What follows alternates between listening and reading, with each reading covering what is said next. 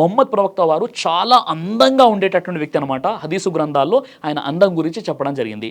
అలాంటి సౌందర్యవంతుడైనటువంటి మొహమ్మద్ ప్రవక్త తన యవ్వనంలో 25 సంవత్సరాల వయసులో తనకంటే 15 సంవత్సరాల వయసు ఎక్కువగా ఉన్నటువంటి ఖతీజా రదియల్లాహు అన్హా, ఖతీజా అనేటటువంటి ఒక మహిళను ఆయన సెలెక్ట్ చేసుకున్నారు. అంటే మొహమ్మద్ ప్రవక్త వారికి 25 సంవత్సరాలు, నవ యువకుడు అనమాట.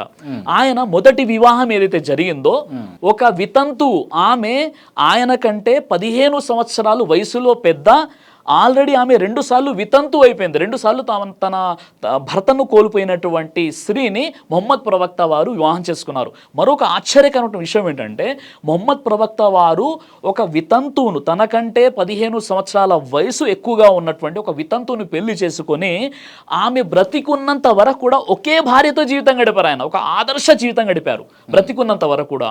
అంటే ఎప్పుడైతే మొహమ్మద్ ప్రవక్త వారి యొక్క వైఫ్ చనిపోయారో, ఖతీజా వారు చనిపోయారో, అప్పుడు మొహమ్మద్ ప్రవక్తకు 53 సంవత్సరాలు, ఆమె చనిపోయినటువంటి ఖతీజా వారికి 68 సంవత్సరాలు. అంటే పూర్తిగా 28 సంవత్సరాల వరకు ఒకే భార్యతో కాపురం చేశారు.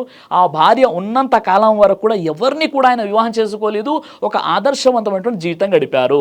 ఆ తర్వాత ఎప్పుడైతే తన సతీమణి ఖతీజా వారు చనిపోయినప్పుడు ఆమె 68 సంవత్సరాలు, ప్రవక్త వారు 53 సంవత్సరాలు.